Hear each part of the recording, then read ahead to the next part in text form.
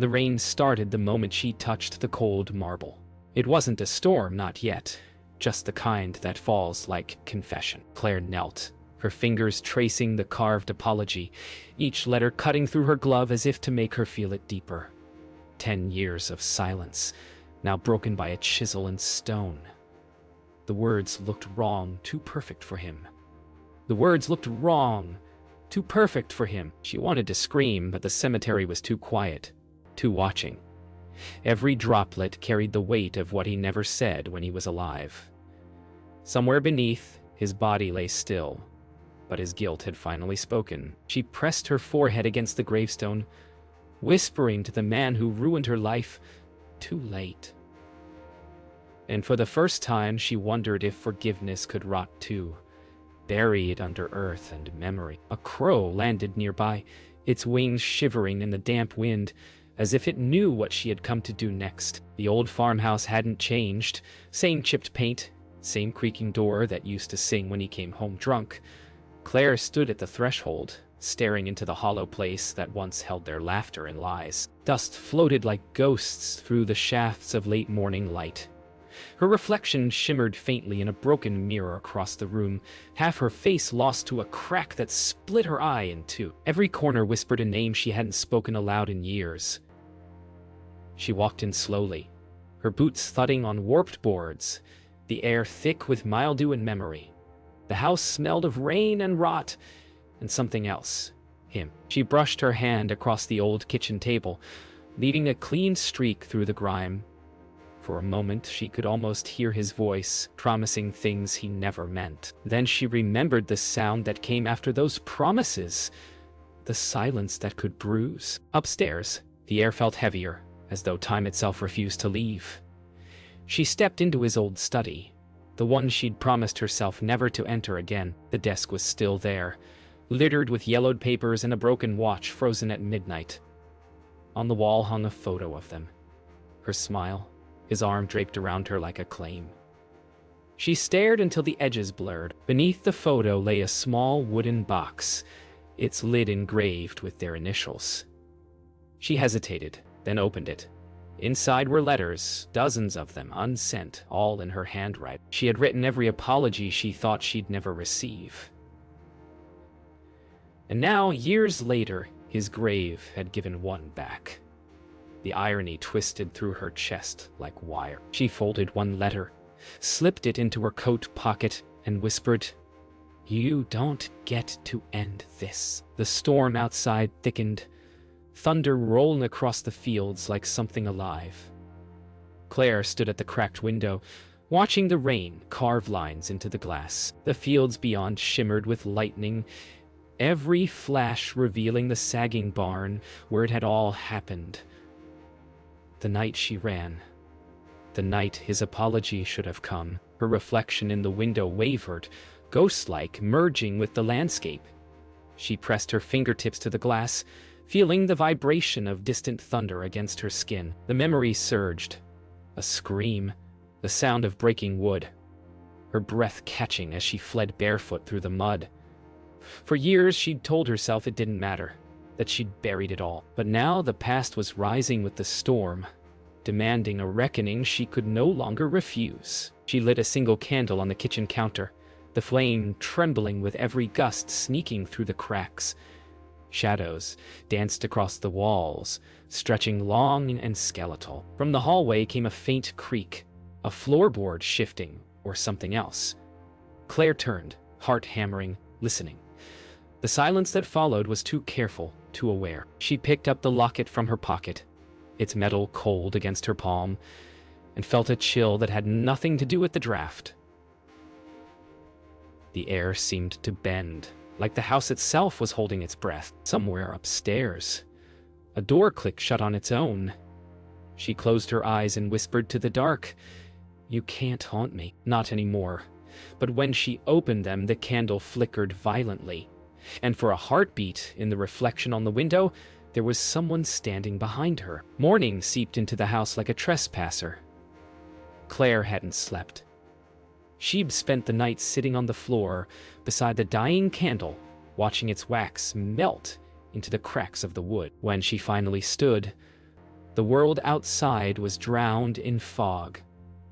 She walked to the barn barefoot, her breath visible, her steps slow, each one remembering where they'd once led her. The barn door groaned as she pushed it open, the smell of damp hay and rust hitting her chest like a memory too sharp to breathe. Inside, the air felt different, watched. She moved toward the old ladder, the one he'd fallen from that night, though no one ever proved it was an accident. Her fingers brushed the rung, sticky with rain and time. "Tell me what really happened," she murmured, and for a second, it sounded like the house exhaled in reply. By midday, she found herself at the town library, not for solace, but for proof. The librarian looked up as if seeing a ghost. Everyone in this town remembered the scandal, the trial, the verdict that never came. Claire flipped through brittle newspapers, each headline shouting the same lie: accidental fall claims, local farmer. Beneath it, a picture of him, smiling that practiced hollow grin. She studied it until her pulse slowed. Until she saw it. A detail no one had cared about. The watch on his wrist, the same one she found broken in the study, stopped at midnight. Her reflection in the newspaper glass shifted. She could almost see her younger self in the photo's edge. 10 years gone, and the truth still hid like mold beneath paint. The phone rang that evening, a sound so ordinary it split the silence like thunder. She stared at it, the rotary dial spinning slightly from the draft. No one should have known she was here. When she finally answered, only static filled the line.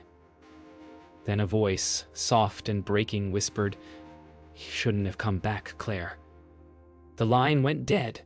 She stood frozen, every muscle rigid. The fog outside pressed against the windows as if listening.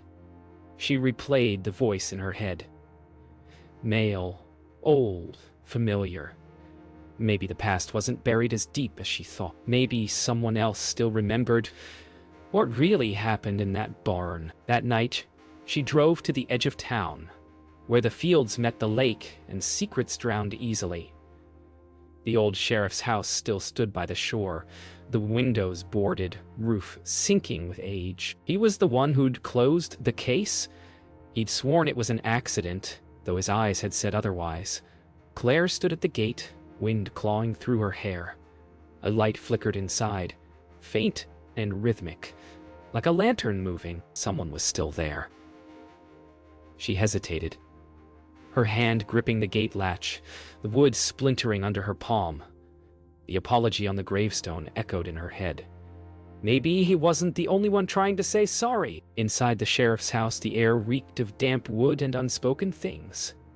She found him sitting by the fireplace, older now, worn, eyes like glass marbles in the half-light. Sheriff Alden didn't look surprised. "You shouldn't dig up what's already buried," he rasped. Claire stepped closer, the locket dangling from her fingers. "He didn't fall, did he?" she asked.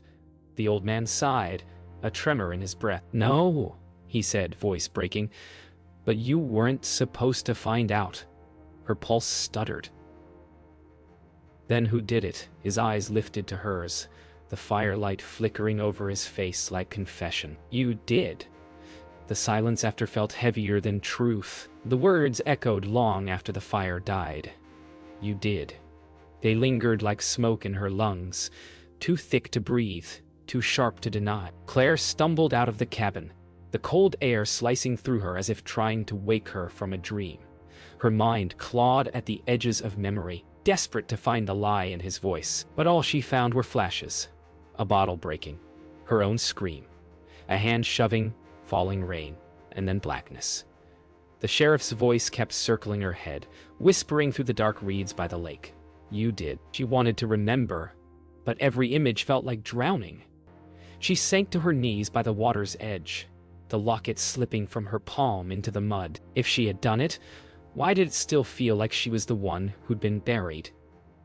By morning, the lake was still again, its surface calm as if it hadn't swallowed a truth hours before.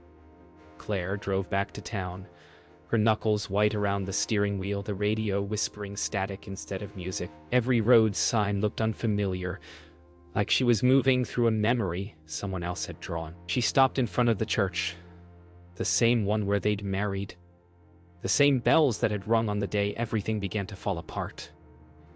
Inside, the air was heavy with incense and regret. She knelt in a back pew, staring at the altar where promises used to mean something. "Did I kill him?" she whispered, voice barely more than air. No answer came, only the echo of her own words returning to her like accusation. She drove to the edge of the old field that used to belong to them. The place where their house had stood was nothing but ruins now.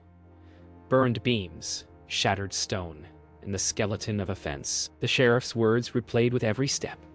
She crouched near the blackened remains of the porch and found a half-buried bottle, the same brand he used to drink. The glass was cracked, the label gone, but when she held it up, she could almost see his reflection smiling in the curve.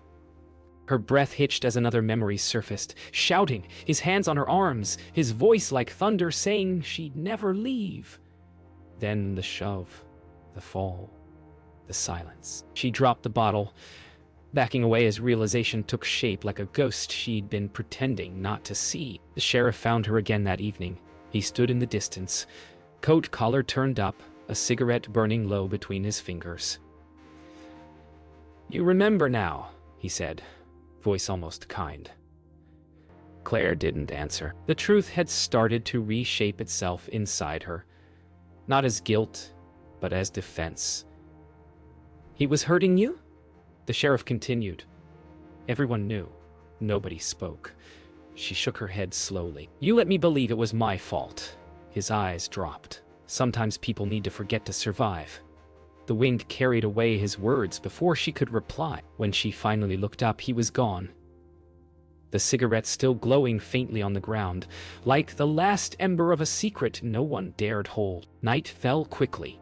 Claire sat by the roadside, engine off, watching headlights glide past on the far highway. The truth settled in fragments. Not clean, not pure, but jagged and human. She hadn't killed him in anger. She had pushed him to stop him, and fate had done the rest. Yet even knowing that, the apology on the gravestone burned in her chest like poison. It meant he'd known too. He'd carried the same memory, buried it, and asked forgiveness from beneath the earth. She looked at the horizon where dawn would come soon enough, and realized forgiveness wasn't about him anymore. It was about what she'd become trying to forget. The wind brushed through the tall grass, carrying with it the faint scent of rain and release. The morning after, the world seemed painfully alive. Bird song over silence, sunlight too sharp to bear. Claire parked at the cemetery gate, staring at his grave through the rising mist. The apology carved in stone now looked different, smaller somehow, as if its meaning had shrunk overnight. She stepped closer, her shadow stretching across his name. "You knew," she whispered. "You remembered too." The words came without anger this time, only exhaustion. She traced the apology one last time and set the rusted locket beside it, no longer needing to carry the past around her neck. For the first time in 10 years, she didn't cry. She simply stood there, letting the wind rearrange her hair, letting the quiet speak for both of them. And beneath the calm, something inside her began to unclench. She drove back into town and parked by the diner, the same one where they'd once shared coffee and plans that never came true. The waitress, older now, recognized her immediately. "Didn't think I'd see you here again," she said softly, pouring a cup without asking. Claire smiled faintly. "Neither did I." The diner smelled of burnt toast and memories. It was comforting in a way grief never was. She stirred her coffee, watching the cream swirl into patterns that looked like smoke. Across the counter, a radio hummed with an old song, the one they used to dance to when love was still possible. She almost smiled again, realizing that remembering didn't hurt as much as she thought it would. Some wounds stop bleeding when you stop picking them open. Outside the diner, she found the sheriff waiting by his truck. He looked older in daylight. Not dangerous anymore, just tired. "You couldn't have told me," she said, stepping closer. "You deserve to forget," he replied, voice Rough. She studied him for a long time, then nodded.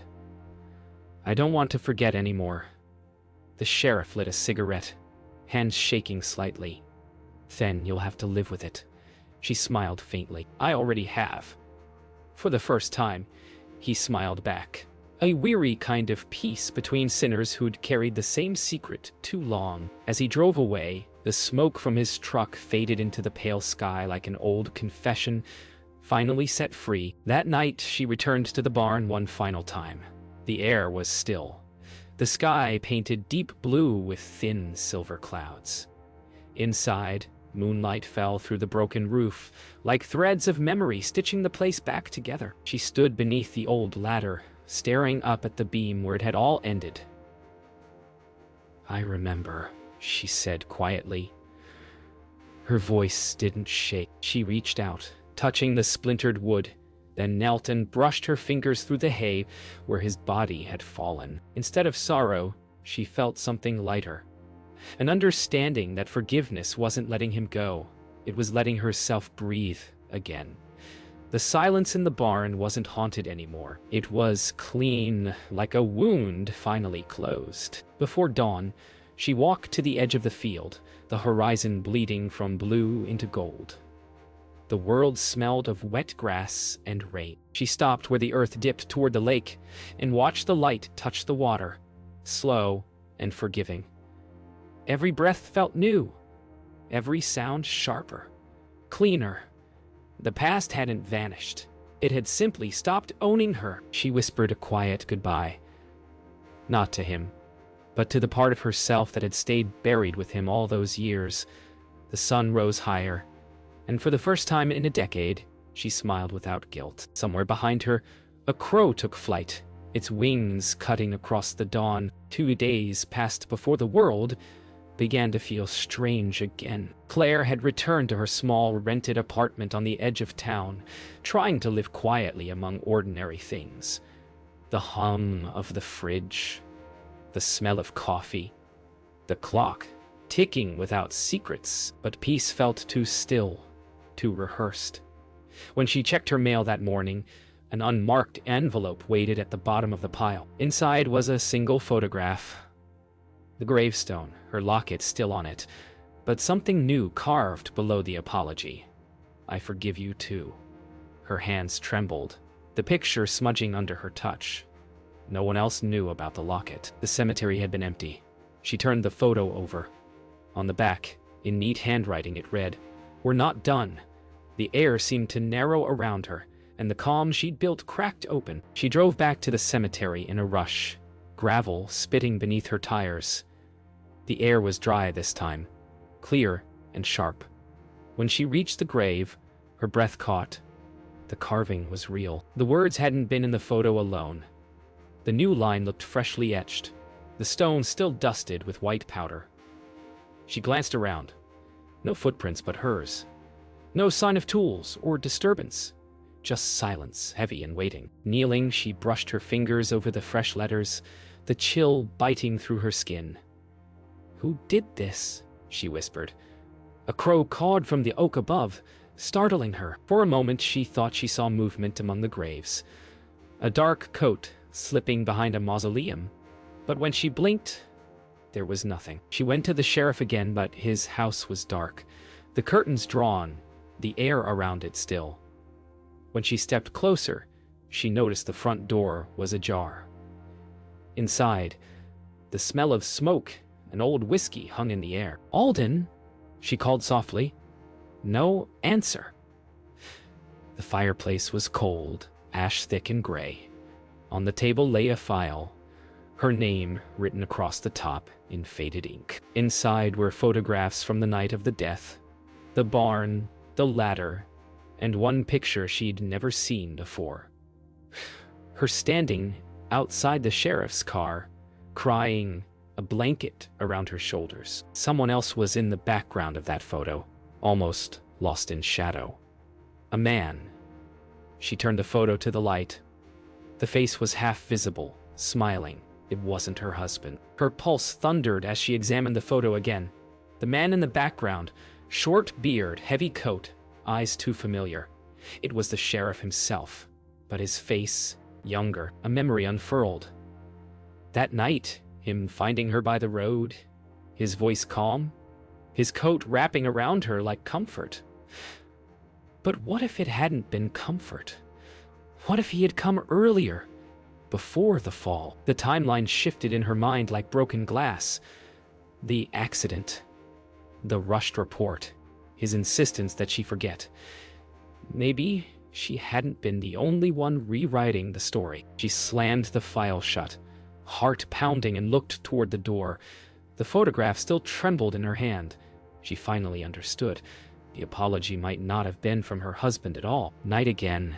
Claire drove until the fields turned to forest, the moon high and sharp above. Her headlights caught a figure standing by the road. Long coat, wide hat, head bowed. She stopped the car, heart racing. The man lifted his gaze slowly, and for a moment she thought it was him.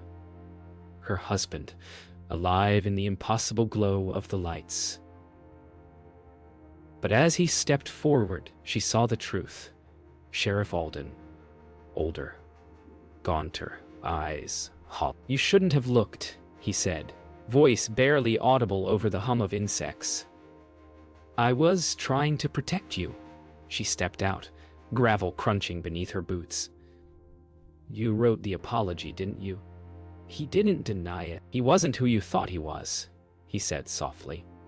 "Neither am I." Before she could ask what he meant, he turned and vanished into the woods, leaving only the echo of his boots fading into the dark. By dawn, the woods felt endless.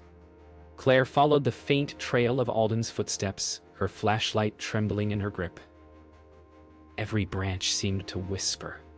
Every gust of wind carried his name. The path led her to an old shack hidden deep among the pines. Something between a hunter's cabin and a secret. The door was slightly open. Inside, stacks of files covered the walls, photographs pinned beside maps, marked with red thread. Her name appeared again and again, scrawled beside her husband's. One photograph stopped her cold. Alden standing next to her husband years ago in front of the barn, both smiling, a bottle between them. Beneath the photo, a note written in rough pencil. He found out. She saw. He found out. Her breath hitched. They'd been in it together once, but who turned on who? She tore through the files, searching for something that made sense, something that told her she wasn't losing her mind. There were letters, ones she'd never written, forged confessions signed in her name. One described the incident as premeditated. Another detailed her mental instability. Her hands shook as she realized Alden had rewritten the story, painting her as a broken woman who'd snapped. "You framed me," she whispered to the empty air. In the corner, a floorboard creaked. She spun toward it, but the cabin was empty. The sound came again, closer this time, then silence. Her pulse raced. She backed toward the door, clutching the false letters. Outside, the forest seemed to lean in, listening. She ran back to her car, the forest swallowing sound behind her. The road back to town felt longer this time, the world too quiet. When she finally reached her apartment, the door was ajar. Her heartbeat spiked as she stepped inside. Everything looked normal, except for the single glass of water placed on the kitchen table, beads of condensation still forming. She wasn't alone. A voice came from the dark corner near the window. "I told you not to look." Alden emerged from the shadows, face pale, eyes hollowed by something between guilt and madness. "Why?" she demanded. He sighed. "Because the truth ruins everyone." Then he tossed something onto the table. The same photograph from the file, but on the back, new handwriting read, "He wasn't your husband." The words hit her like thunder. Not her husband. Her mind clawed through memory. The wedding, the years that followed, the night of the accident. Faces blurred, voices shifted. Could it be true? Alden's eyes shimmered with tears. "He took his brother's name after the war," he said softly. "Changed everything. The man you loved wasn't who you thought. He was running from what he'd done." Claire stared, the room spinning. Then who died that night? Alden's silence answered everything. Her pulse faltered. It wasn't her husband she'd buried. It was the man pretending to be him. The real one had vanished long before. The apology on the gravestone wasn't guilt. It was acknowledgement. I forgive you too meant he'd been alive all along. Watching, waiting. Alden collapsed into a chair, coughing, his voice breaking. He made me promise to protect you if he ever came back, he said. But I failed. Claire's body went numb. He's alive, she whispered. Alden nodded weakly. And if he wrote that message, he's close. She backed toward the door, her mind burning with every unanswered question. Behind her, the sound of tires screeched. Headlights flashed through the window, flooding the room with white light. Alden looked up in panic. Run, he rasped. A dark silhouette moved outside the glass.